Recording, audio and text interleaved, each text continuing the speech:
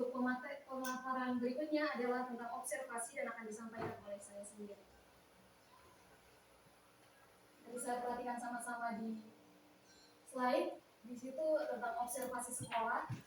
Lanjut. Observasi.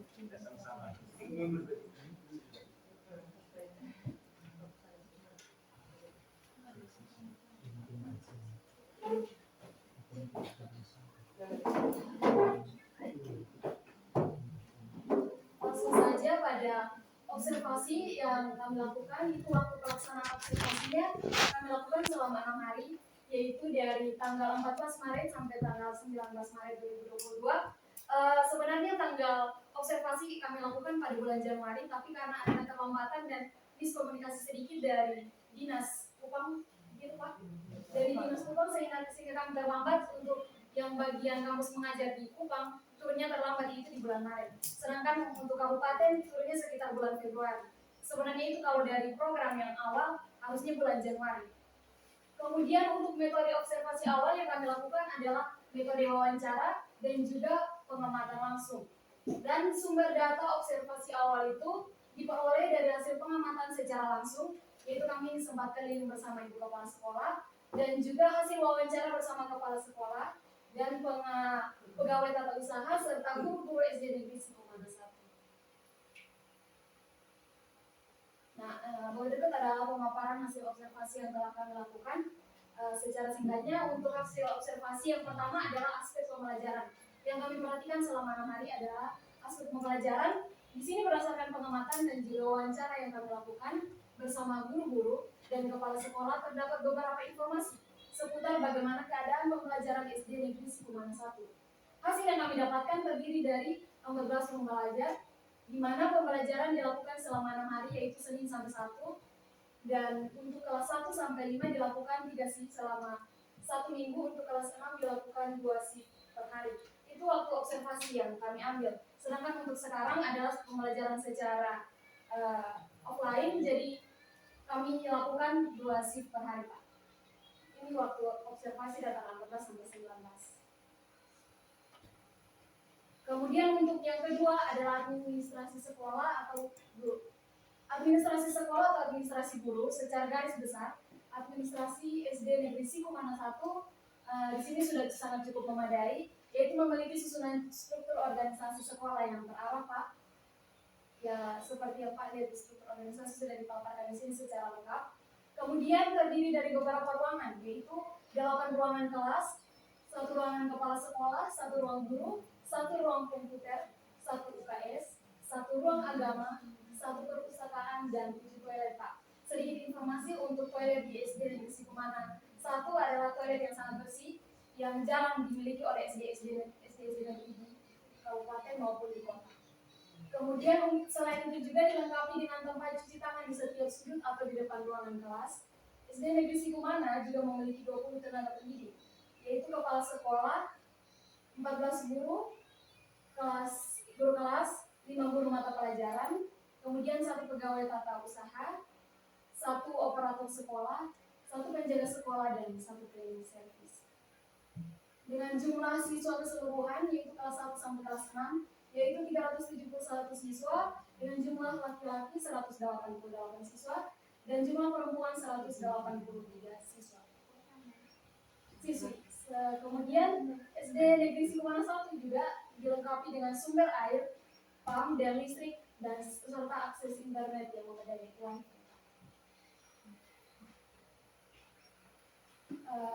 Kemudian yang ketiga yang tidak sempat kami paparkan adalah adaptasi teknologi, Pak. Untuk adaptasi teknologi sendiri di SD Negeri Sikumana 1 sudah sangat baik untuk guru-guru yang muda, tapi untuk yang tua, Pak, masih butuh pembimbingan secara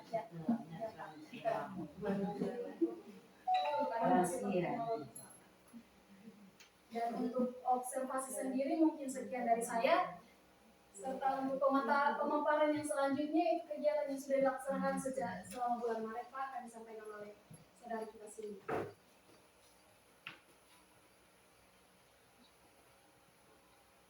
Baik, terima kasih atas kesempatan yang diberikan. Jadi, poin yang kedua ada kegiatan yang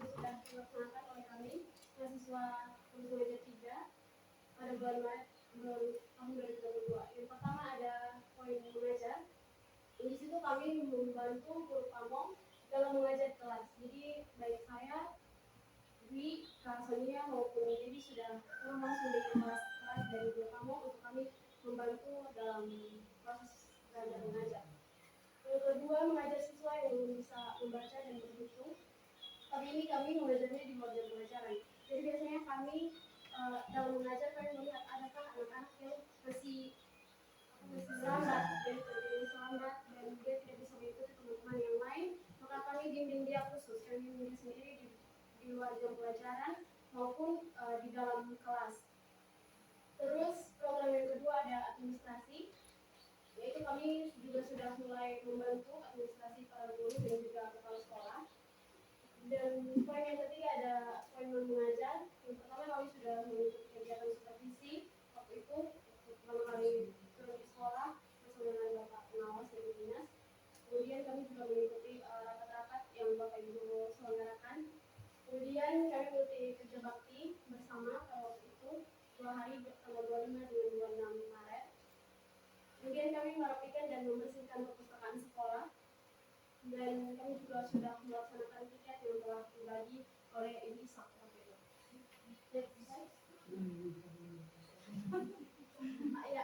Pada poin yang pertama kami sudah mengajar, dan ini bisa dilihat pada gambar yang pertama itu ada mengajar dalam kelas, dan yang kedua ini kami mengajar di luar kelas.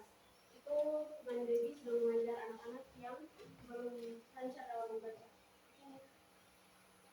Ya, ini juga yang terjadi di luar kelas, di luar jam pelajaran. Kami bisa mengajar di manapun dan menyangkut kenyamanan juga dari anak-anak. Kami biasanya mengajar di bawah pohon asam, kalau Bapak Ibu bisa lihat kami duduk-duduk di situ dengan anak-anak. Bahwasanya itu kami sedang bermain, tapi kami juga sedang belajar dengan anak-anak. Ya, ini yang pembelajaran KBM di dalam kelas. Kemudian yang di bawah itu KBM-nya di taman, karena kita semua juga tahu bahwasanya ruangan kita dirompak untuk renovasi. Ya, ini program mengajar waktu kerja bakti. Yang di tengah itu kami sedang membersihkan merapikan perpustakaan. Ini bagian administrasi. Kami membantu administrasi dari kepala sekolah waktu itu mengerti kegiatan dari jurnal dari kepala sekolah, jurnal kegiatan dari kepala sekolah waktu itu dari bulan Februari sampai Februari 2022. Dan yang di gambar pertama itu membantu guru kelas 6 dalam administrasi. Dan ini kami membantu dalam program acting dari Bapak Ibu guru maupun dari kepala sekolah. Baik, mungkin itu saja yang dapat saya katakan. Untuk selanjutnya saya kembali. Terima kasih untuk materi yang kedua. Kemudian kita akan masuk dalam pemaparan poin yang ketiga. Tapi sebelum masuk, ini sedikit informasi kepada Bapak dosen bahwa untuk sementara sedang dilaksanakan pembangunan di sini di Cikungan 1. Jadi untuk sementara ruang kelas kami gunakan untuk satu ruang belajar itu sekitar 2 kelas.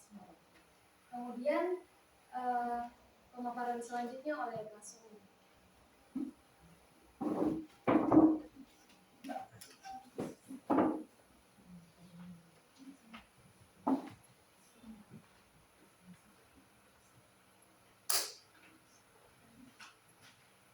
Baik, terima kasih atas kesempatan yang diberikan.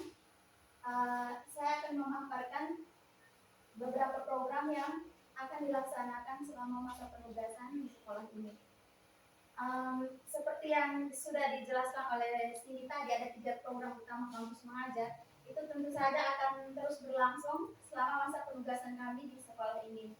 Nah, ada beberapa program yang kami rancang yang belum dilaksanakan dan akan dilaksanakan selama masa penugasan di sekolah. Yang pertama ada pembuatan mading sekolah, mading umum. Seperti yang informasi yang sudah kami dapat dari Ibu Kepala Sekolah bahwa sebenarnya di sekolah ini sudah ada mading sekolah, tapi karena bencana Seroja baru sehingga madingnya rusak. Jadi kami berinisiatif berinisiatif untuk membuat mading yang baru. Dalam hal ini siswa diarahkan untuk menghasilkan beberapa karya sastra seperti puisi, cerpen untuk diambil dan ditempelkan di mading sekolah. Nanti detail pelaksanaan programnya seperti apa akan kami lakukan pada realisasinya. Yang kedua, ada program yang kami buat namanya program bergembira. Slide yang seperti yang di slide, bergembira itu panjangnya belajar sambil gembira. Jadi dalam program ini siswa distimulasi untuk belajar melalui permainan-permainan yang menyenangkan dan tentu saja edukatif, dengan tujuan untuk mengembangkan literasi dan numerasi. Contoh proyek yang akan kami lakukan dalam program ini, contohnya seperti yang sudah disampaikan Bapak Glenn tadi, yaitu science project. Untuk detailnya seperti apa nanti pada pelaksanaannya nanti. Ini hanya gambaran umum saja. Yang ketiga ada personal program. Jadi personal program ini program dari masing-masing kami 4 mahasiswa yang kami buat setelah kami temukan beberapa penemuan di kelas. Misalnya ada siswa yang lemah atau lambat dalam menangkap dalam proses pembelajaran, contohnya lambat ini membaca atau masih eja atau lambat berhitung. Jadi kami buat berdasarkan apa yang sudah kami temui. Jadi di bagian ini saya akan memberikan kesempatan ke 3 teman saya untuk memaparkan program personalnya mereka. Yang pertama dari saya, yang saya temukan di kelas 4C ada beberapa siswa, tidak lebih dari 5, ada 4 mungkin, yang masih sangat-sangat lambat. Itu alasannya apa? Karena bacanya masih mengeja, jadi tidak paham betul teks yang dibaca. Begitupun juga berhitung. Ada beberapa yang sangat aktif, sehingga kita mengajar dalam kelas itu tidak mungkin kita harus ikut yang lambat. Itu kan akan menyita banyak waktu. Jadi saya buat program bimbingan khusus untuk beberapa siswa ini, ada 4 orang, semacam berlatih membaca dengan cepat, berhitung, karena mereka harus mulai dari yang basic. Kalau misalnya basic saja, membaca saja susah, bagaimana mereka mau mengerti secara keseluruhan dari proses pembelajaran setiap mata pelajaran. Jadi dari sebesarnya seperti itu, dan sudah saya lakukan selama ini. Contohnya di luar jam pelajaran sama beberapa siswa seperti di taman baca di atas. Jadi dari saya seperti itu program dari saya. Sekarang lanjut program dari kawan Dwi. Kalau dari saya sendiri, saya mendapat guru pamu di kelas 5B. Di situ saya juga sudah sempat mengajar, dan ibu guru pamu menjelaskan kepada saya bahwa ada beberapa siswa yang masih kurang jeli dalam membaca. Sudah bisa membaca secara lancar, ada beberapa yang membaca, tapi belum bisa memahami teks atau pertanyaan yang diberikan oleh guru. Kemudian untuk matematika sendiri masih agak sedikit di perkalian, tapi hanya beberapa saja karena hampir seluruhnya sangat bagus untuk matematika. Hanya kendalanya itu saja di bagian memahami soal. Jadi di sini saya belum sempat berdiskusi dengan ibu guru kamu. Di sini saya mau membuat personal program, yaitu di dalam kelas 5 sendiri. Saya beri nama Pedalimu. Di situ pembelajaran gaul, literasi, numerasi. Jadi fokusnya kepada literasi dan numerasi. Jadi Pedalimu itu saya akan laksanakan setiap 3 kali 1 minggu di sela-sela pembelajaran. Di sela-sela pembelajaran misalnya pada SBB ketika siswa-siswa sedang mengerjakan soal, kemudian sudah selesai soal yang pertama, pas ice breaking, setelah ice breaking saya akan memberikan sedikit pembelajaran gaul ini untuk adik-adik. Pembelajaran gaul tidak menyita waktu, sekitar 3 menit saja untuk memberi pemahaman kepada siswa-siswa secara update begitu. Untuk dari saya hanya itu saja. Kemudian program selanjutnya akan disampaikan Cindy, program personal dari teman Cindy, silakan. Baik, terima kasih atas waktunya. Jadi personal program dari saya pribadi, saya belum sempat bikin yang tadi, tapi ini baru dirancangkan, dan saya akan buat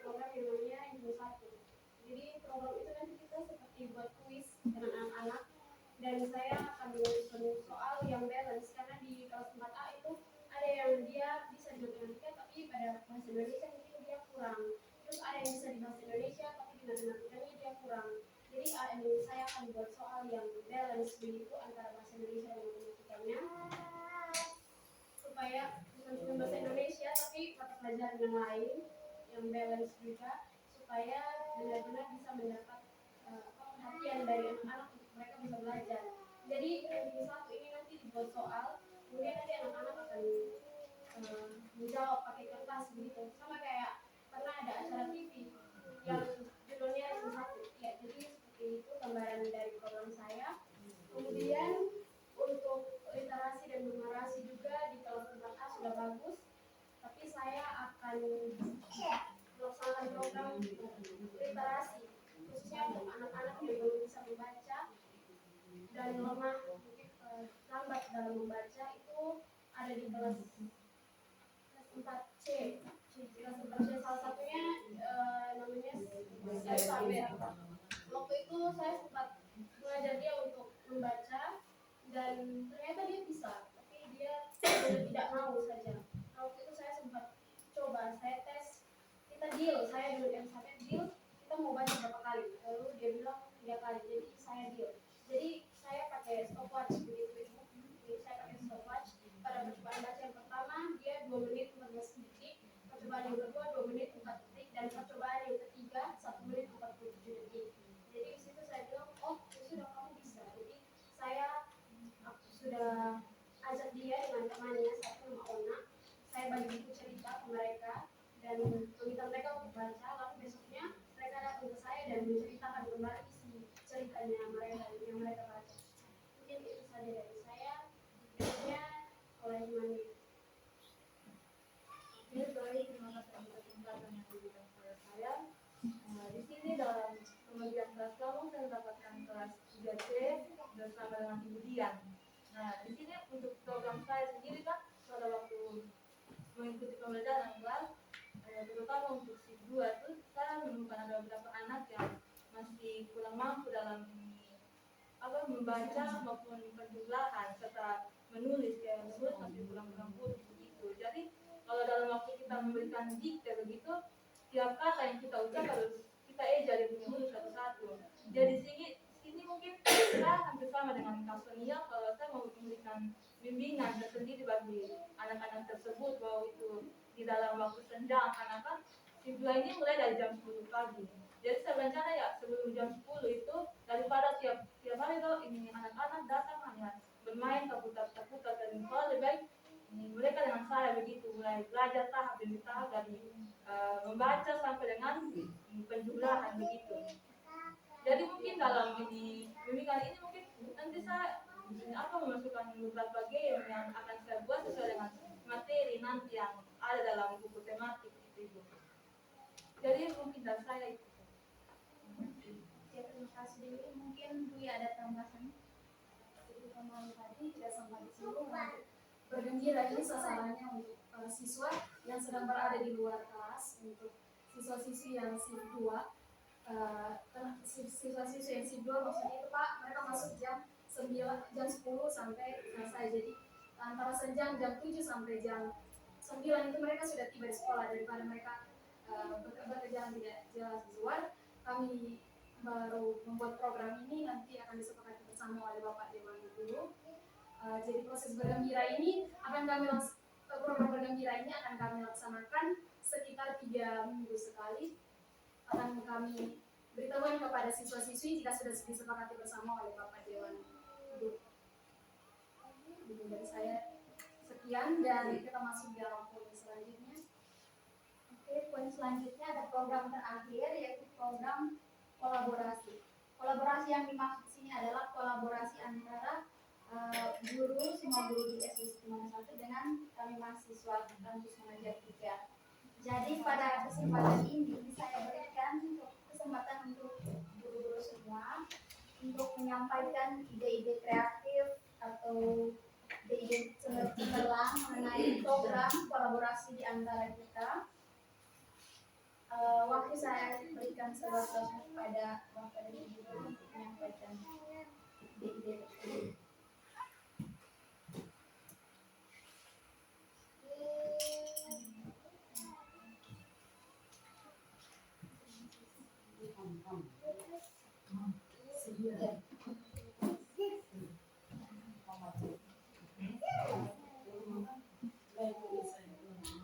Baik, terima kasih.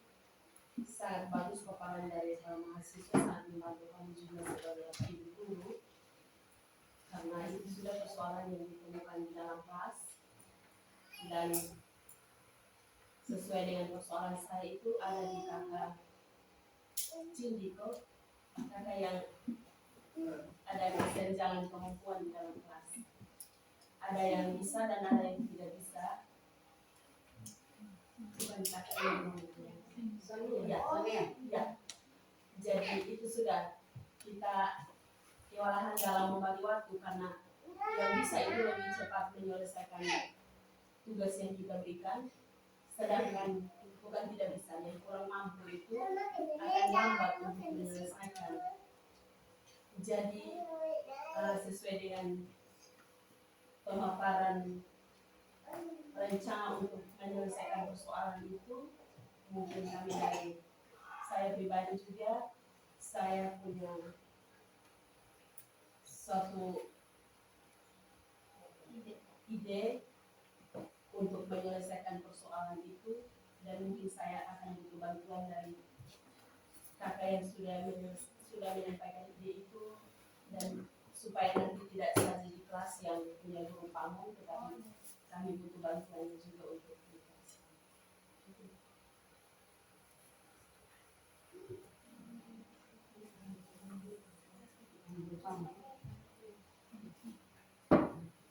Terima kasih Ibu.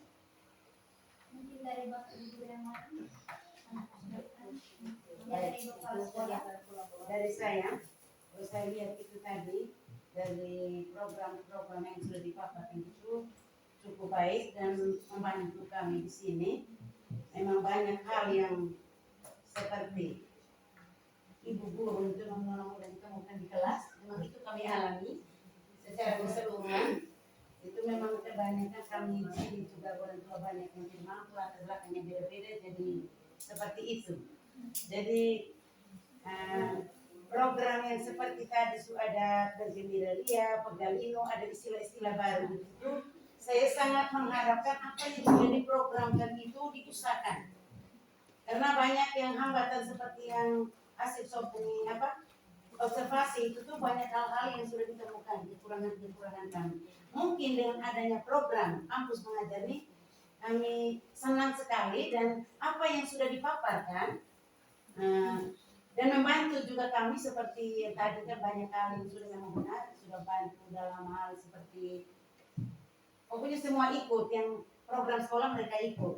Hanya yang kami mengharapkan mereka kan lebih jago IT, anak sekarang kan lebih jago. Mungkin mereka punya ide-ide yang lebih cemerlang, yang membuat anak itu bagaimana supaya anak yang tidak bisa supaya bisa.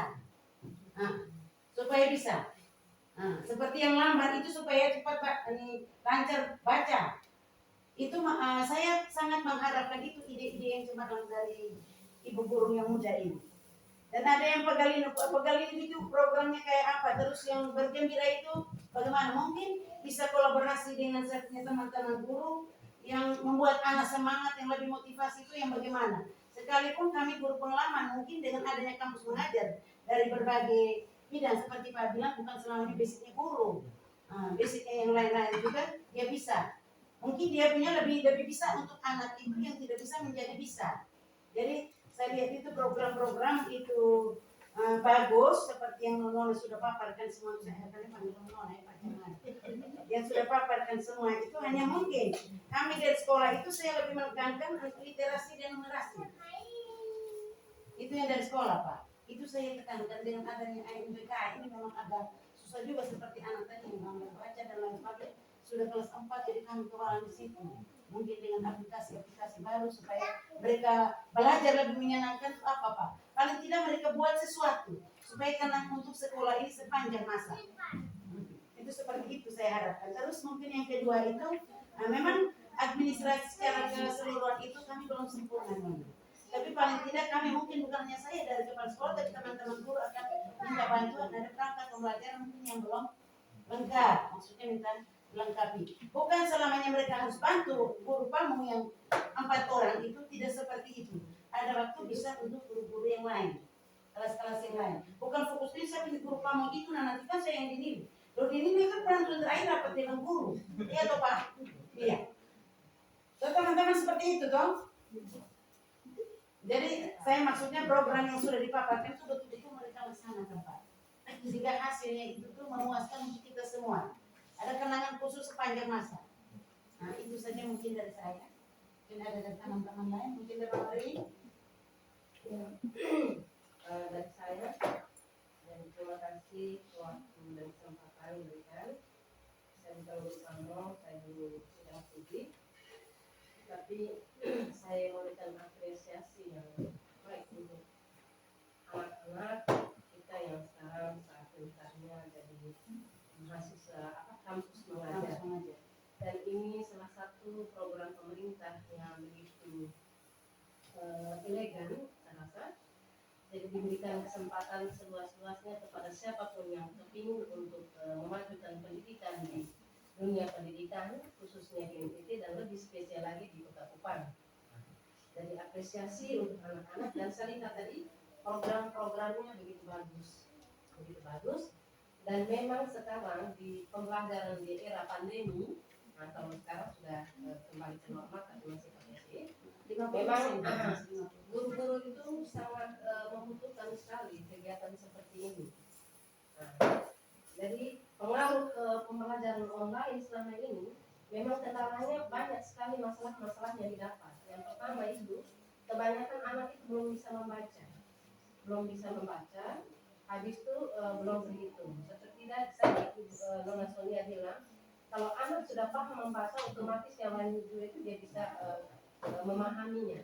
Nah, terus yang kedua, program yang keren ini seperti Mama Kepala Sekolah bilang tadi, coba nanti dilaksanakan sebaik mungkin. Karena ini cara belajar di era begini, ini memang dituntutnya seperti ini. Kolaborasi, apalagi tadi project tadi itu memang sekarang metode pembelajaran yang dituntut zaman ini. Jadi kita sajikan sebuah masalah, anak memecahkan sendiri, lalu kita diskusikan. Itu enak. Dan pembelajaran itu, metode itu sangat menyenangkan.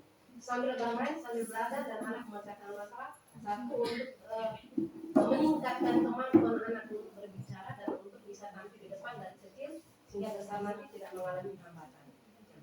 Mungkin yang ditawarkan oleh teman-teman, anak-anak mahasiswa, jadi itu kolaborasi. Bagaimana kerjasama antara guru pamong atau sekolah dengan anak-anak mahasiswa ini agar masalah-masalah yang didapat tadi teristimewa kendala dalam membaca bisa berjalan. Kalau mereka Palestina tadi sudah berlindung, itu bagus sekali. Habis itu ini apa namanya satu?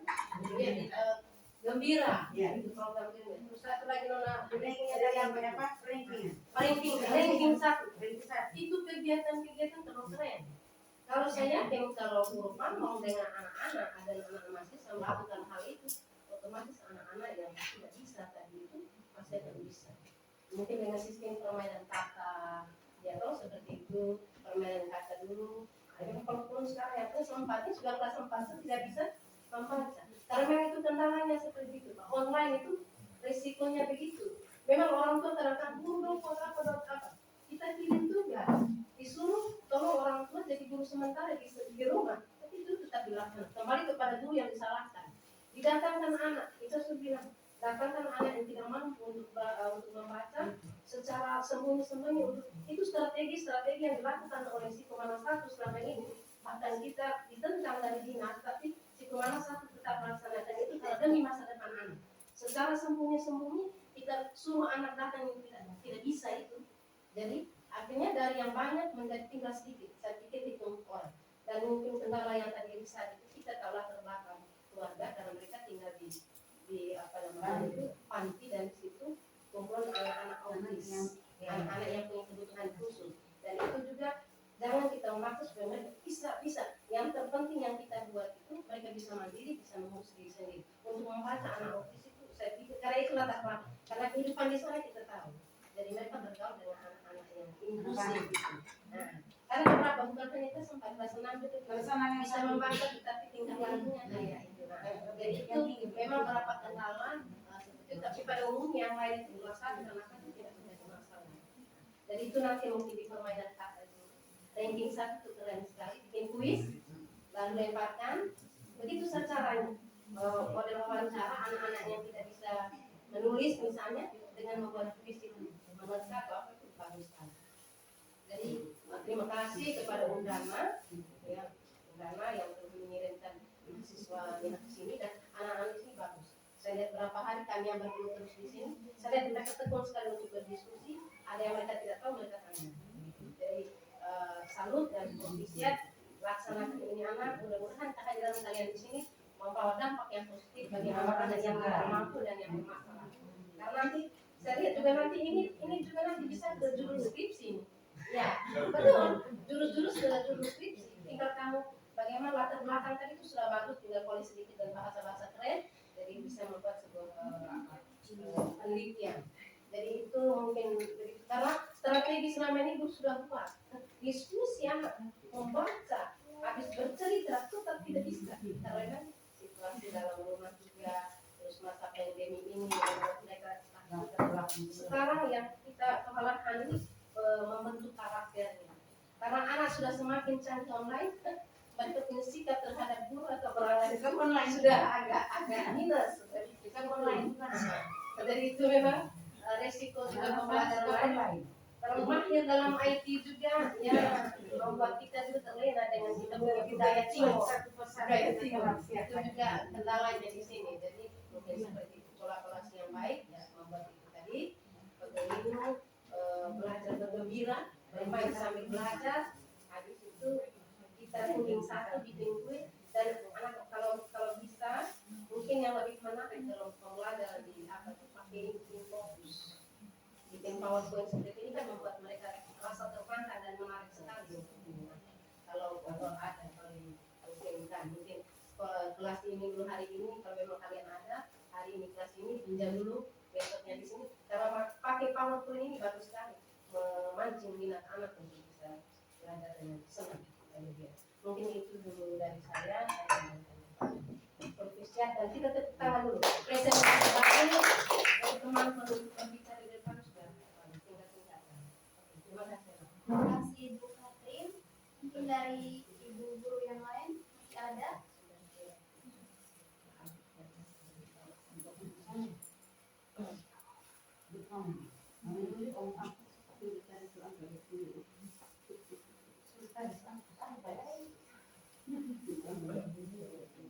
Sepertinya sudah tidak ada lagi.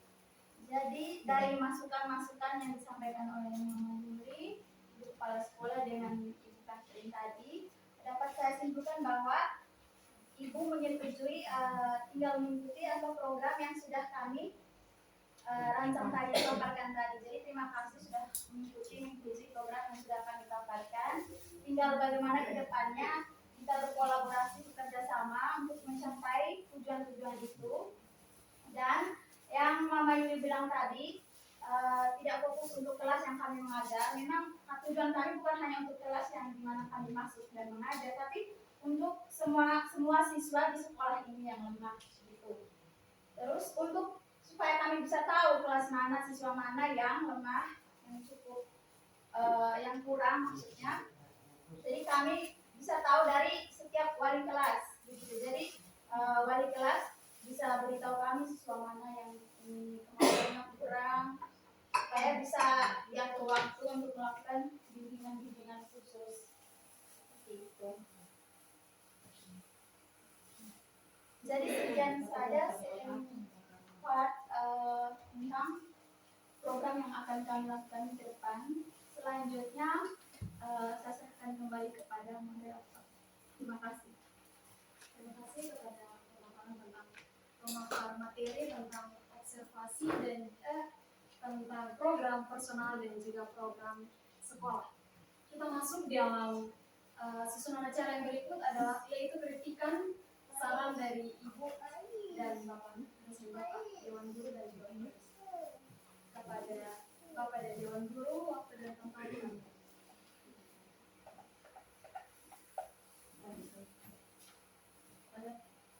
lagi kan?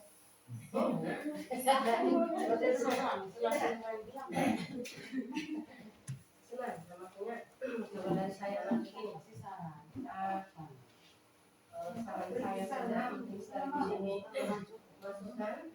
Saya kayaknya kalau dulu tenggelam sama jadi